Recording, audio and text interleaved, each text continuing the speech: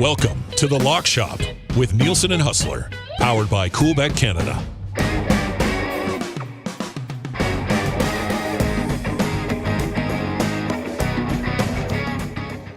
What's going on, everybody? Happy Wednesday, and welcome inside the Lock Shop. Thank you very much for being here for another episode. If you're watching on Twitter at any point, make sure you subscribe to our YouTube channel.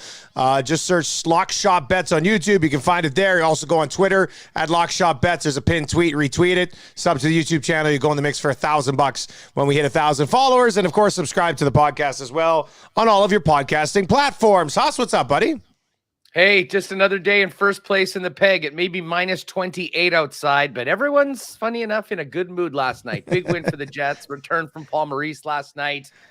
Jets were a home dog, getting plus money to win on the money line and plus 250 on the puck line. And I think we all expected a big game from the Jets, and they came through last night. So it was a big night here in Winnipeg, and of course Dallas loses. By the way, can we talk about Matt Murray? If Jake Bowen-Moss is our guy, I had to hear about Matt Murray, Vezina candidate Matt Murray, throughout the 2 weeks in Doha, and I sort of laughed. And then there he goes last night, 44 save shutout in Dallas as the Leafs do the Jets a favor. It was an interesting night last night in the NHL, but certainly some good things for the Jets. And now the Oilers in your neck of the woods go at it against one of the basement dwellers of the league tonight. And I know we'll be getting to that game in some hockey picks coming up on the show. Yeah, we're going to give you some World Cup picks. Hus, actually, do a quick reset. I think my computer sort of hit a hiccup right when we started, and Hustle reset. His voice was kind of off of the video there, so he'll dive back in here. We're going to give you some World Cup picks. Hus has an exclusive that he's already got up over at coolbet.com, and that's for the World Cup on Friday. We're going to give you some picks for Friday's matches as well. 8 teams remain in the World Cup, and we'll continue to break that down for you as we work our way through this episode and the rest of the week. And of course, we've got our puck picks that we're going to get to as well. As I teased that exclusive, I said we'll get to it when we do our World Cup picks. But let's dive into our NHL picks tonight. Relatively busy Wednesday night. Usually Wednesday's like 2 or 3 games, and I saw you send your picks over earlier this morning, Hus, and I hadn't taken a full look at the schedule yet, and I said, is Hus betting every single game tonight? And then I went and looked, and I was like, oh, look at this. We've got other games to get to, so that's always great. What do you like tonight, buddy? Where are you going? Yeah, we got 7 games tonight. Yeah. Actually, I think, this will make sense. I know the Jets played tonight. They've got back-to-back Thursday, Friday. They're back at home on Sunday. This is a real busy couple weeks of the NHL schedule, where I think most teams are playing a back-to-back here or there, or at least every second night, because, of course, with the upcoming holiday break. But, an interesting slate of games. I'm going to be going against and fading a couple teams that are really struggling right now. One because they suck, and one because they're absolutely decimated. And we're going to start off with this Washington-Philly game. Now, you saw Washington in that 3-2 win the other day in Edmonton.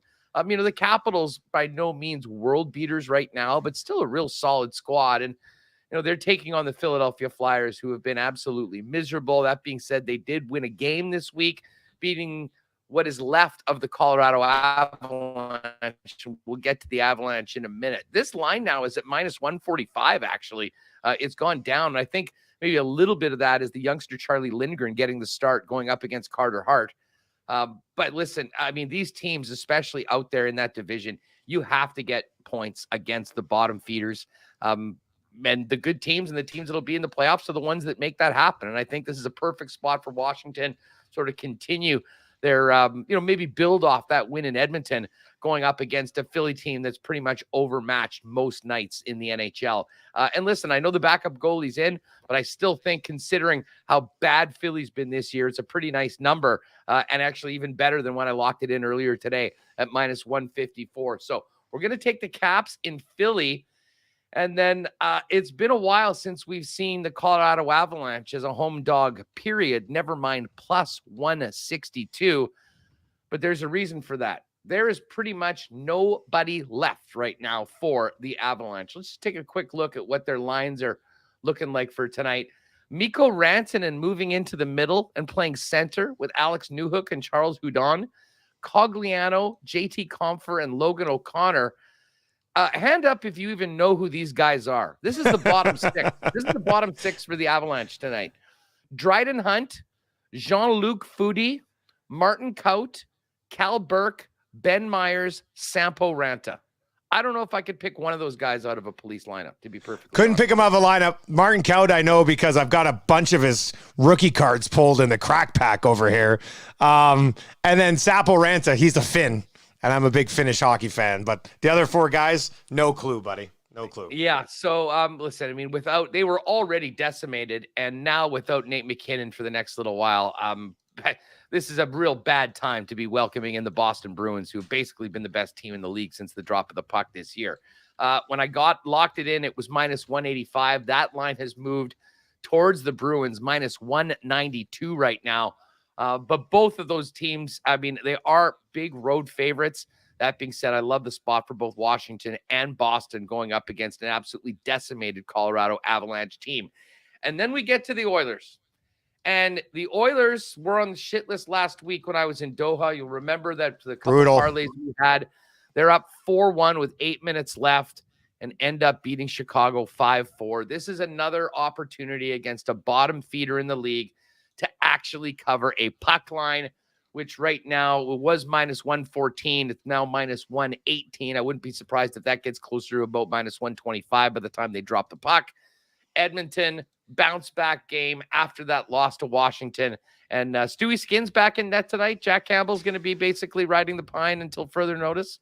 Pretty much. Campbell is officially a 5-year, $5 million backup right now. Skinner got the start. He was brilliant. He was brilliant in his last start. Took the loss, but he faced 50 shots against the Washington Capitals. Hyman's back in the lineup too, and they're going to leave McDavid and Draisaitl together.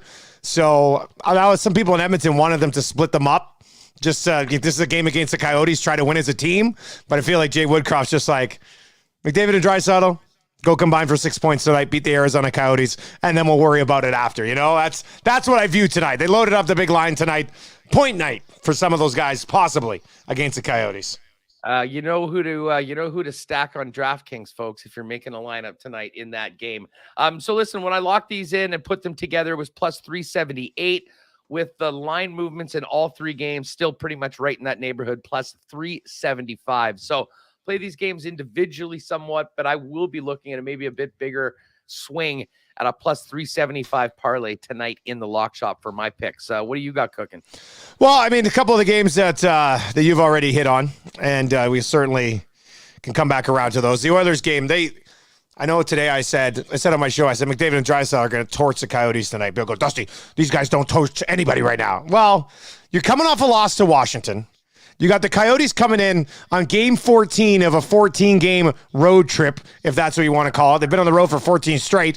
The Oilers have to win this game convincingly. Like, this is a game not only for all the critics, but for themselves. Like, go out and beat the Arizona Coyotes. So I do love Edmonton minus 1.5 tonight. They better not get up 4-1 again and let that thing slip away, or I will be furious.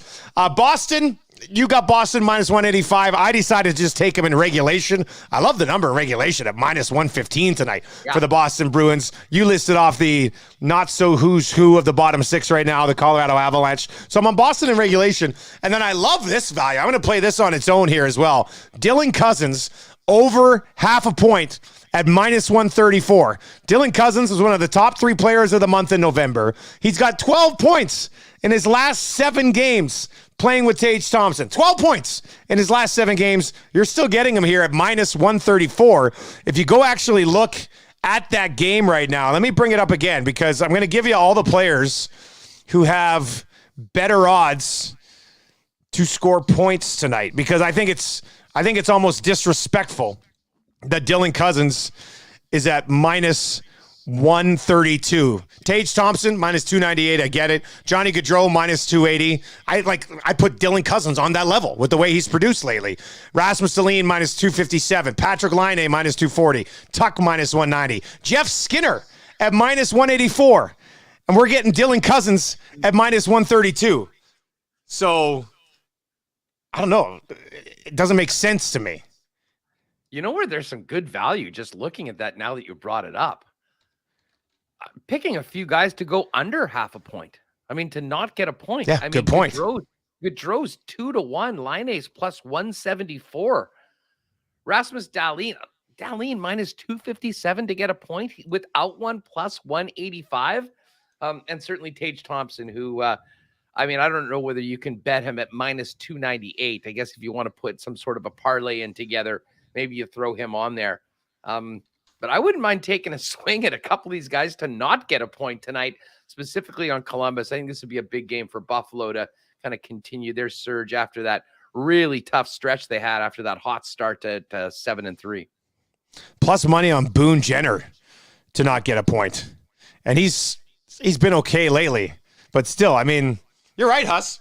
As I was listing that list off, you see the plus numbers on the other side to not get a point. And obviously the book's expecting a high-scoring game on both sides here. But I love Dylan Cousins to get a point at better value than basically 5 or 6 of the guys I listed. Just doesn't make any sense to me. So Dylan Cousins over 0.5 points at minus 134. Boston in regulation minus 115. Edmonton minus 1.5 at minus 114. If you want to parlay, I'm not saying you have to, but if you want to, they'll give you a really nice number at plus 513. Last night I had a 3-gamer, was trending in the right direction, got the first 2, and I needed Carolina to beat the Ducks last night. And the Ducks beat them in overtime, which sucked.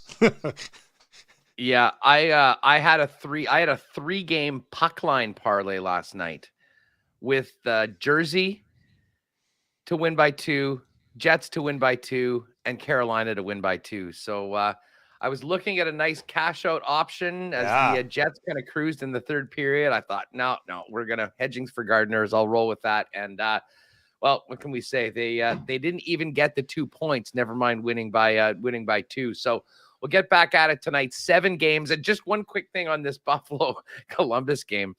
I looked at it earlier. The total for this game is 7. And I think that's 7. part of the reason why this is so chalky with some of these point totals right now. But it's now at 6.5, but the over is minus 131. So certainly the book is expecting a lot of goals tonight, but I do think there's some value on a couple players taking a swing at at under a half a point.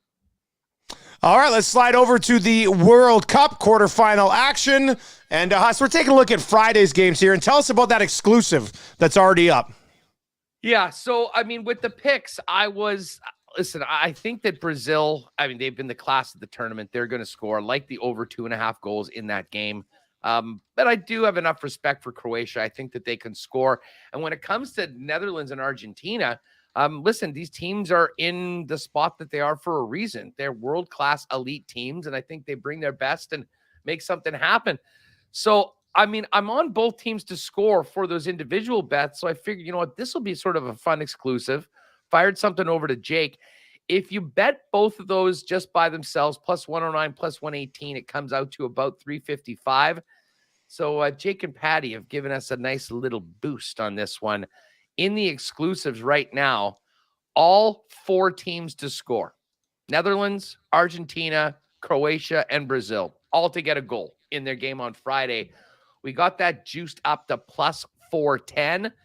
So we'll be cheering for some goals, spreading the wealth on Friday's games in the 2 matchups. And if all 4 teams can get on the board at some point, we'll have a nice number at plus 410 right now. So not quite the Doha double that we had so much fun for the 2 weeks in Qatar, but we're still staying with the World Cup. And I am looking forward to this England-France game on Saturday. That's the late game, 1 o'clock here, noon. France plus 145, England plus 215. I think the value's on England right now, but it wouldn't at all surprise me if that one ends up in a draw. So we'll sort of lock that in later on, closer to the weekend. But right now, as we get ready for Friday, it sucks not having games for a couple days. We'll hope to see that the offenses get going. And if all 4 teams can score on Friday, we'll have a nice number in the Cool Bet exclusives that have been so nice to lock shoppers and cool bettors over the last little while. I'm going to bet that with you, but I am going against the grain with one of my picks today. I'm going to take Brazil win to nil plus 116. And Croatia's interesting. They obviously scored against Canada, but I don't want to say they haven't impressed because they're in the quarterfinal of the World Cup. but they've got 3 draws and a win over the Canadians. You know what I mean? Like, Yeah. I don't think they're on the same level as Brazil. I think Brazil 2-0. Like, that's kind of what I'm feeling here. So I'm gonna go with Brazil to win to 0 at plus 116. And then on the other game, this is an interesting bet. I like this one. Argentina to win at least 1/2 at minus 138. I didn't even realize that was an option to win, at least 1/2. I'm going through all the picks today. I was like, oh, this is interesting. We've been on Argentina since the very beginning, right? So I like it. Win at least 1/2. Let's do it. Argentina minus 138. I think they're going to win that match, so I might as well take them to win at least 1/2. Yeah, it's interesting. And if you haven't really gotten into so many options and all the markets that are available for these World Cup games, it is staggering. We don't have it's overwhelming. Time to go through them all. It really is. But essentially, you've got the one thing that I'll say this for all of the markets that are available, I still don't really understand the spreads without the half goal. On 3-way bets. The 3-way, yeah. So I've sort of stayed away from that. The one good thing is when we were putting them together for the Doha double, we would get it at, plus half a goal. So essentially, exactly what the case is. Very similar to the double chance, I guess, where a team can win or draw. And we've got those up. But check that out. These games are going to be amazing. We've got 4 awesome matchups on Friday and Saturday. Then we'll be down to the Final Four and look ahead to the big final the following weekend. I'm just locking in some bets over in Cool Bet while you were wrapping that up. Getting my bets in now before I get busy with the kids and Oil Stream. I got that coming up today. You got Winnipeg Sports Talk coming up as well. If you've been watching on YouTube today, thank you very much. Tell your friends about the $1,000 draw when they subscribe to the YouTube channel for the Lock Shop. We want to give away that $1,000 because it's just sitting here otherwise. Tomorrow, Thursday Night Football, Raiders and Baker Mayfield and his Rams. There's no way. I know I saw yesterday they said, they're going to fly him out. If he can get up to speed, he's going to play. But, Hus, that's a quick turnaround, bud. It certainly is. I have a feeling we might be, let's just quickly take a look ahead. We won't do the pick right now, but what is the number? 6-point favorites on the road, laying 6 against the Rams. Man, who would have thought that the Rams would be in such shambles right now? And, they, like the Denver Broncos, both of those teams have been so brutal this season and have both traded their first-round pick.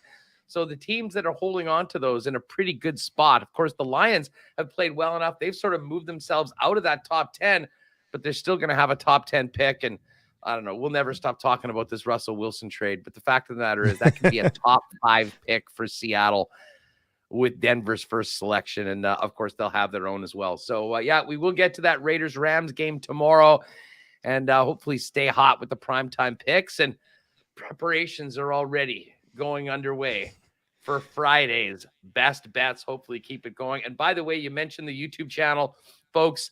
The hottest gift of the year is a Lock Shop YouTube subscription. Basically, it won't cost you anything. You can let people know, and it will be the gift that keeps on giving. If hopefully we can keep on giving out some good picks right now. So let's get it tonight. I'll look forward to Friday with the World Cup, and of course tomorrow, get back in the Lock Shop and breaking down the Thursday nighter. Talk to them, man.